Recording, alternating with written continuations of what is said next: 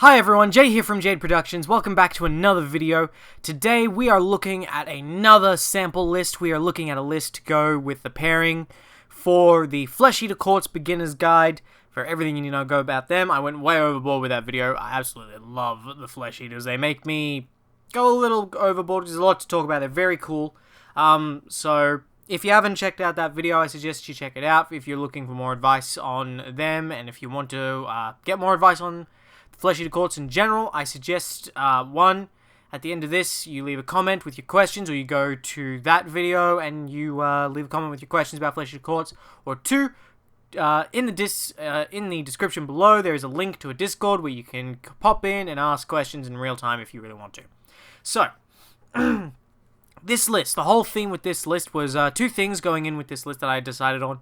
The first thing was I was going to play down the Flesh Eater Courts with this list because the Flesh Eater Courts can be really competitive. They're really good.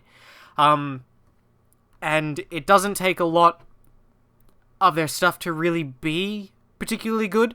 So here the idea was, okay, I'm just gonna tone it down just a touch so it's not the most competitive list. So that's a full disclaimer. If you're looking at this video for a competitive list that I'm going to break down, this one is not competitive. This one is just okay. The second thing I went with was the theme of knights. I wanted the theme to be knights, knights, knights. Why? Because I love crypt horrors. I absolutely love crypt horrors. And they're the knights. They uphold feudalism, so I've gone all in on that. And so the theme of this list is basically I have my line of knights. They're going to charge forward, take the fight to the enemy, you know, save the peasants. The peasants going to stay back and just guard the objectives. And then the knights are gloriously going to charge on in, defeat the opponent, uphold chivalry and honor, while the king watches on and casts spells and inspires his men to greater feats. Or, in actuality, the horrors charge forward, munch on everything, while bunch of wizards and other gribblies basically support them, while a bunch of serfs and peasants sit on the backfield and I summon things occasionally to replace and outmaneuver opponents as I can to try and play to the objectives, really, while the crypt horrors do the work. So, let's start with this list. So, first things first, we've got our allegiance for this list. Rather than one of the grand courts as they are, there is one I could have taken, but I didn't want to be saddled with its particular requirements.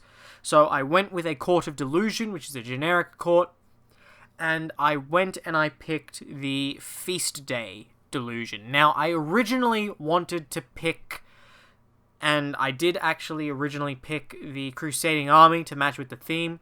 But the more I thought about it, the more I thought, you know what, I'm going to struggle on command points, even though I'm being in a battalion, because I also want to be summoning at the same time. The Feast Day is just flat out the best one. A free Feeding Frenzy is just too good to pass up. I already have amazing damage potential on some of my units, and I need to capitalize on that with this particular army, given the build that I've set for myself going in order to make sure that I can deal enough damage to kill things. Because in Age of Sigmar, everything dies, but it's a matter of how fast it dies. So I need to be killing my opponent faster than he's killing me. And I also need to be playing to the objectives. That's where the balance of Sigmar is. It's in the damage output versus durability, and it's in the scenarios. Because every faction does differently in different scenarios. And the scenarios are very balanced because of it. And they're what makes Sigmar great. But that's what we've gone for our Delusion. Next, we have the leaders of our army. So, we've got a Crypt Haunter Courtier, who's part of our attendance at Court Battalion, which we'll get to in a bit. He's our general, and while he's our general, he makes Crypt Horrors battle line. So, that is why he's a general. That is the only reason he's our general. He has the Dark Acolyte, which gives him the same spellcasting ability as an Abhorrent Ghoul King on foot. So he's pretty good. He's got that one spell, gives one extra attack. I've got the Medal of Madness on him, which lets him use one of the generic command abilities for free during, over the course of a round. So that's also good. Lets him really capitalize on that. Mostly it's there for the reroll of charge. That's pretty much the number one thing it's there for. It was the best of the relics, and I got 2 relics, and I really couldn't decide what else I wanted. So I went with the Medal of Madness. It was particularly good, just because I want those reroll charges for this, just to increase my speed. I want those Crypt Horrors to be into combat. I don't want to be wasting my command points, which I could otherwise be using for Feeding Frenzy, on that. So the Medal of Madness is good. Dark Acolyte makes him a wizard. That's good. Technically, I think as a wizard, he can take from the spell lore. I just need to double check that. No, I don't think he can. And yeah, so he's got that. He's a wizard, so you know he's mostly just going to be there for putting that spell on someone. Then backing them up, we have an Abhorrent Archregent, the king, everyone! The king will be monitoring his knights and be surrounded by his knights at all times. Although he can sit at the back, the first thing he's going to be doing at the very start of the game is sitting on that charnel throne and getting some summons off. And then actually he's our only source of summons, so that's pretty much just what he's doing. That's just it. Afterwards, he's going to move forward, ideally, and do a bunch of supportment. He's got a bunch of buffing spells. I've given him my extra relic that I've gotten from taking a battalion. He's got the Dermal Robe. Gives him bonuses to spell casting. Fantastic. Sure, we need those spells. His spell is like the regular Ghoul King's, which my Haunter Courtier now has. Except it gives D3 extra attacks. So the idea is, particularly, I want to put that on the Crypt Horrors that are going to be the ones that I want to go directly into the fight. And if he's too far away, basically, the Crypt Haunter Courtier is going to use the regular one that only gives +1 to their attacks on a different unit or the same unit if they're not in range. So that's the idea. Just a bit of redundancy, but super essential to have those spells, I really think, given what I'm going for with max damage with those Crypt Horrors. Then, on top of that, we've got ourselves another Crypt Haunter... Sorry. Before we move on, the Abhorrent Archregent also has the Deranged Transformation, which is a really cool spell which will increase the speed of my Crypt Horrors. Basically adds their wound characteristic to their movement score, so it can be good for just moving up that extra bit. Movement is so important in Age of Sigmar. It's important to have movement options, to be fast. Every inch matters because positioning is super important in ranges, so that's why he's got that spell, just in case, because he can cast 2, and you know what, it's better off that he be casting that on someone, and then he be casting a good old, the one he has that gives the D3 attacks. I can't seem to remember what it's called. It's the Ferocious Hunger, yeah, the Ferocious Hunger spell.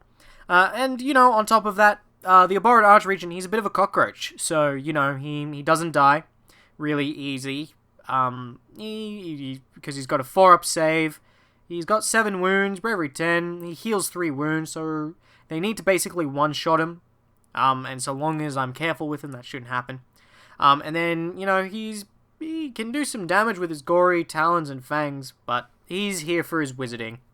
He's a very expensive wizard, but, you know, he's a wizard that gets to summon, he's got an amazing spell, he can survive, and he's crazy good in combat for a wizard, so, you know, the Abhorrent Archregent, never leave home without one, in reality. Then we've got another Crypt Haunter Courtier. So this and the other Crypt Haunter Courtier, they are there to use their Muster the King's Chosen to just continuously reinforce and make sure those Crypt Horrors aren't wiped. That's the important thing. I don't want those getting wiped. I want to keep refreshing them up to their 6. It's very important, and I've got 2 of them. Because I have 2 squads, and it's only on 5-ups compared to the Ghouls' 2-ups. So, very important. Then, now, a really thing that I can do on this is, before I move on away from the leaders, is I essentially also got myself a bunch of free units or a choice of free units from the Abhorrent Archregent, the Summon the Imperial Guard. Now, the best thing I could possibly do in a competitive game if I'm losing is to summon one Courtier, pick the Vargolf, and then have the Vargolf arrive, and then have the Vargolf immediately summon something else.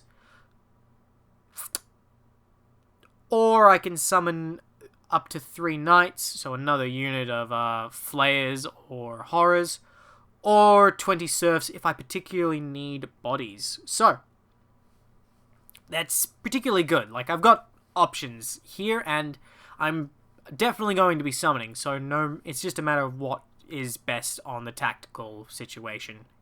But normally you can't go wrong with the Vargolf, and the Vargolf itself is pretty good. So that's our leaders. We have a single Behemoth next. Our Behemoth is a single Royal Terrorgeist. Now, the Royal Terrorgeist, I know, is not that good without the mount traits. The reason it's included here is a bit of movement, a bit of distraction card effects, and a bit of just a roadblock. The idea is this thing is supposed to go up and hopefully just sort of distract the opponent and basically give them pause about what they're going to do and make them really decide, do they go for the Crypt Horrors or do they go for the Terrorgeist? Now, if they're smart, they'll go for the Horrors once they see my list and understand what it does, but the Terrorgeist is still there, it can still do some work, it's just not, you know, crazy good like it would be if it was a mount. So, then we have Battle Line. Our battle line is very simple. We have 2 units of 10 Crypt Ghouls. These guys are supposed to just sit at the back of the board, hold any objectives that are in my thing, knife to the heart, you know, they'll stay there on the objective and knife to the heart and just hold it with bodies.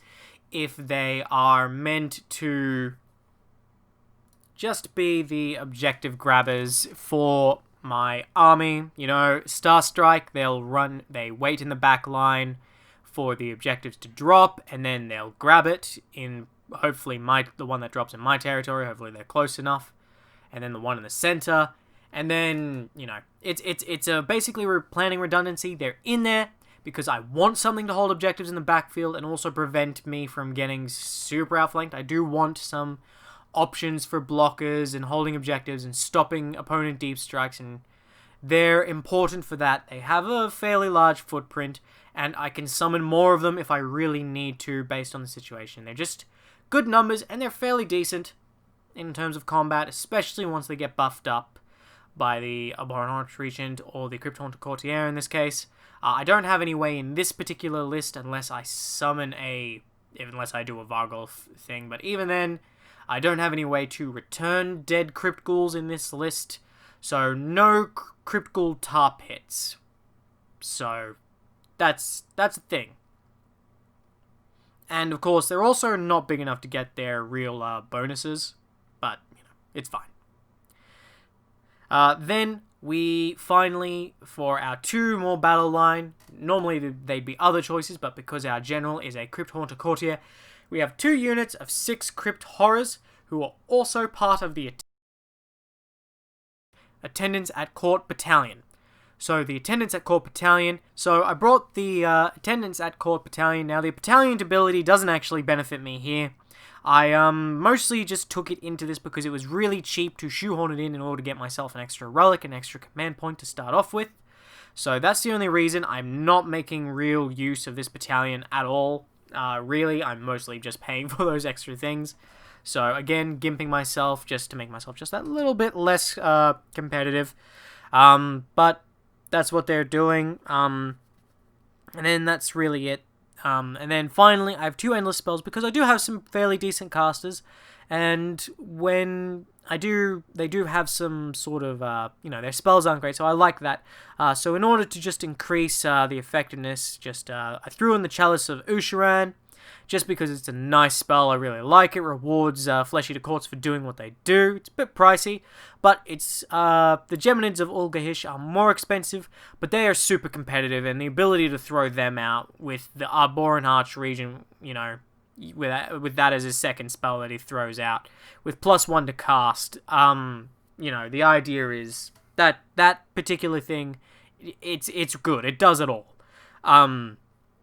So that is it. That is actually it. That's the entire list. So, the things with this list to keep in mind, and as always, how can we increase its effectiveness? If we wanted to take this list a bit more seriously and bump it up to any sort of competitiveness, well, first things first, we'd probably drop one of the Crypthaunted Courtiers and pick ourselves up another unit of Crypt Ghouls. We'd probably move the Crypthaunted Courtier from being our general to the Abhorrent Arch Regent being our general, so we can make full use of the attendance at Court Battalion. We probably drop the probably the Chalice of Usharan. Yeah, probably the Chalice of Usharan. And then pick ourselves just up a command point for the same cost.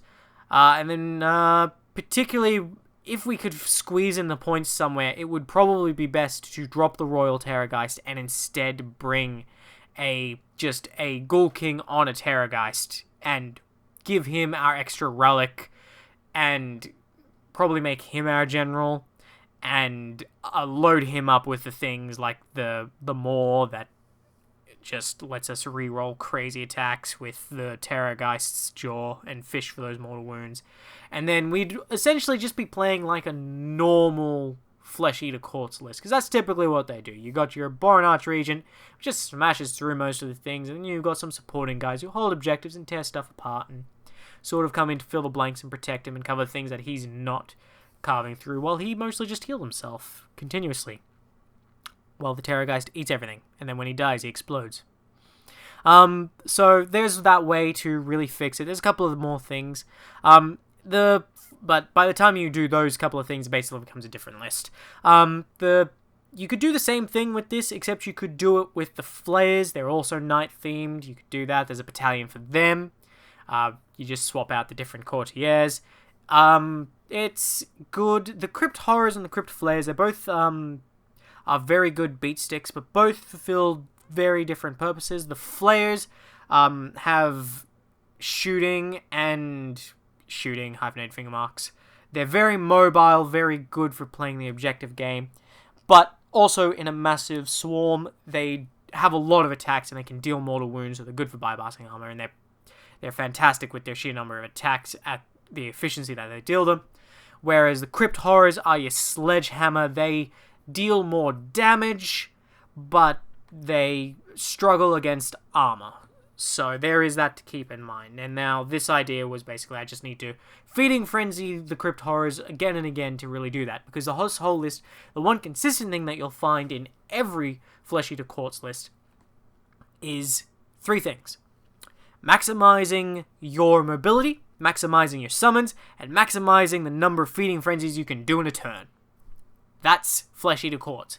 So they're simple to play in theory, but once you get to the tabletop, you're faced with a very much, okay, what is the situation in terms of this mission that we're playing? The battle plan will dictate a lot. Not every list will perform great on every battle plan. All you can do is try and plan for the best. And even though the Flesh Eater Courts have a general simple tactic of go forward, eat everything, there are a lot of nuances in this game and a lot of tactics, and it can all be decided by how you position some of these units and what compositions we have in the right spots at the right time. So it's very important to keep that in mind when it comes to looking at sample lists. So this list will perform better in some missions than it will in others. And that's the same with every list that we've done so far. So this is probably going to be a super short video because this was a super short list with a very simple theme of knights, go be lads. And that was it. So, as always, I've been Jay from Jade Productions. If you have questions about Age of Sigmar and more Flesh Eater Court related questions, you want to know more about them, you want to see some different lists, you want to see a list that's slightly more serious, you want me to see a breakdown of a very competitive list, we can look at that. And if you just have general questions about getting to grips with them or any other Age of Sigmar faction, leave a comment below. I'll get back to you when I see it. And we also, you can, again, in the description of this video, link to a Discord, ask questions in real time. Thank you. I have been Jay from Jade Productions.